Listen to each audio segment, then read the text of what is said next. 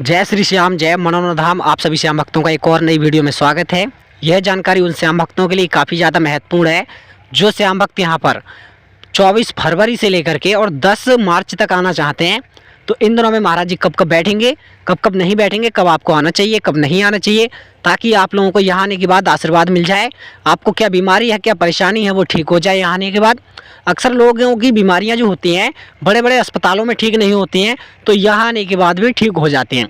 तो आप लोगों को ध्यान रखना होगा कि जब भी यहाँ पर आओ तो ऐसे दिन आओ जिस दिन महाराज जी मिल पाएँ, क्योंकि फ़िलहाल तो महाराज जी नहीं बैठ रहे हैं। महाराज जी 15 फरवरी से लेकर के और आपके भाई 26 फरवरी तक नहीं मिल पाएंगे। इसके बाद लगातार बैठना शुरू कर देंगे जितने भी लोग आना चाहते हैं। हफ्ते में 2 दिन तो नहीं बैठते हैं, मंगलवार और बुधवार।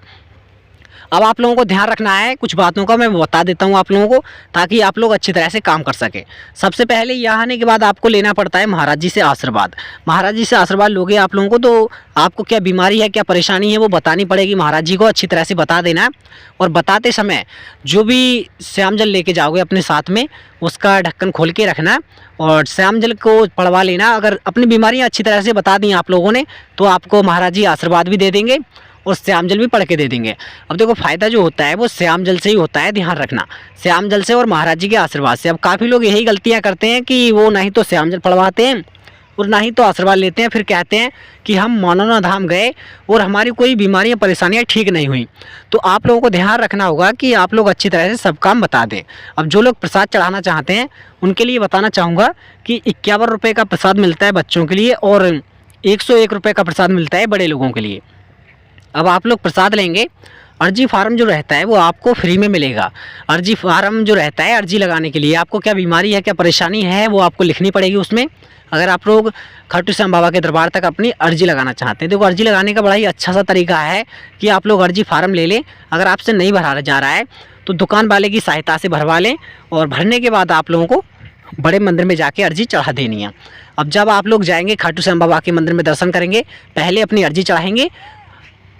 जो आप लोगों का प्रसाद रहता है वो चढ़ेगा नीचे वाले मंदिर में, ध्यान रखना। अब आप लोग जाएंगे जब नीचे वाले मंदिर में दर्शन करने के लिए तो आपका आधा प्रसाद वो ले लेंगे और आधा प्रसाद आपको वापस कर देंगे।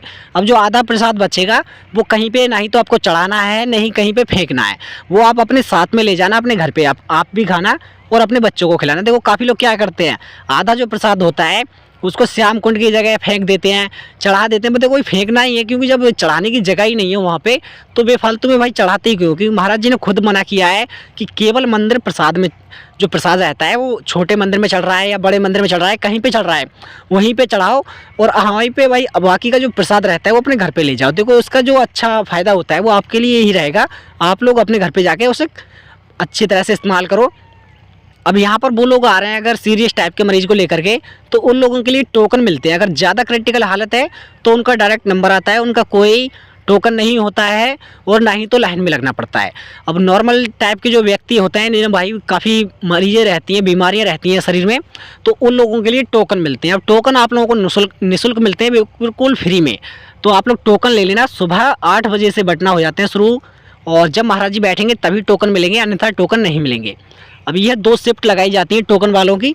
जो लोग सुबह 8 बजे से 12 बजे तक आ जाते हैं उन लोगों के लिए 12 बजे अंदर लिया जाता है प्रवेश, फिर उनके लिए महाराज जी आशीर्वाद देते हैं। आप लोग ध्यान रखना, जब भी यहाँ पर जाओ तो सुबह सुबह मॉर्निंग टाइम में जल्दी चले जाना, ताकि आप लोगों को पहली मीटिंग में ही अंदर टोकन मिल सके। अब ध्यान रखोगे, जब भी अंदर पहुँचोगे आप लोग श्याम जल की बोतल ले जाना, और मेरे हिसाब से तो लगभग 2 से 3 से 4 बोतल ले जाना लगभग, क्योंकि यहाँ पर लोग हमेशा 1 महीने के बाद या 2 महीने के बाद आते हैं, तो पूरा इंतज़ाम हो रहना चाहिए। अब यहाँ पर लोग 1000-500 किलोमीटर दूर से आते हैं तो बार बार तो आ नहीं पाते हैं। तो आप लोगों से यही कहना है कि आप लोग 3 से 4 श्याम जल की बोतल ले लें, ताकि आप लोगों को बार बार ना आना पड़े। देखो आप जब भी जाएं महाराज जी के पास पहुँचें, आपको क्या बीमारी है, क्या परेशानी है, वो बता देना अच्छी तरह से, ताकि आप लोगों को फ़ायदा हो सके।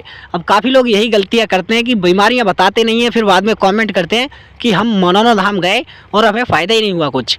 तो आप लोग अच्छी तरह से काम कर लें, श्याम जल पढ़वा लें, महाराज जी से आशीर्वाद ले लें, खाटू श्याम बाबा के मंदिर में दर्शन कर लें, अर्जी लगा दें और प्रसाद चढ़ा दें। अब आप लोगों के पास अगर कम पैसे हैं तो आपके लिए कम बजट में मैं पूरा का पूरा इंतज़ाम करा देता हूँ। सबसे पहले आप लोगों को खाने की व्यवस्था यहाँ पर मिल जाएगी लगभग 60 रुपये से शुरू होकर के और 120 रुपये तक। तो ये अच्छा और स्वादिष्ट खाना आप लोगों को यहाँ खाने की व्यवस्था मिल जाएगी। इसी के साथ साथ आप लोगों को रुकने की व्यवस्था, अगर वीआईपी होटल में रुकोगे भाई, आपके पास पैसा है, तो वीआईपी जो रेंट रहेगा उसका फर्स्ट क्लास कमरे का 1500 रुपये और सेकंड क्लास कमरे का रहेगा आपका 1200 रुपये और थर्ड क्लास का जो कमरा रहेगा उसका 800 रुपये। अब आपके पास अगर पैसा कम है तो आप लोग यहाँ निःशुल्क भी रुक सकते हैं। महाराज जी द्वारा टीन सेट डलवाया गया है, उसमें आप लोग फ्री में रुक सकते हैं, उसमें कोई रुपये पैसा देने की आवश्यकता नहीं है। इसी के साथ साथ आप लोग जिन दुकानों पर से प्रसाद लेंगे उन दुकानों पे भी रुकने की व्यवस्था बहुत ही अच्छी मिल जाएगी, उनमें आप लोग रुक सकते हैं। गद्दे वगैरह पड़े हुए होते हैं, आप लोग अपनी बैग वगैरह उसी में रख लें। अगर 3-4 लोग आ रहे हैं उन तब आपके लिए वो दुकानें बहुत ही अच्छी रहेंगी, क्योंकि अगर 2 लोग हो या 3 लोग हो तो 2-2 करके, एक-एक करके दर्शन कराना मंदिर में और अपने बैग वगैरह देखते रहना। देखो यहाँ पर अपना सामान कहीं पे ऐसे मत छोड़ना, कोई चुरा सकता है। देखो यहाँ पर हर कोई चोर तो नहीं है, मगर लिखा भी किसी के माथे पे नहीं है। आप लोगों को यहाँ पर अगर कोई दिक्कत या कोई परेशानी मालूम पड़ती है तो आप लोग यहाँ पुलिस चौकी में भी अपनी दरखास्त दे सकते हैं। पुलिस चौकी बनाई गई है मनोन्नधाम के लिए। आपको कोई दिक्कत है या कोई परेशानी है तो आप लोग बताने की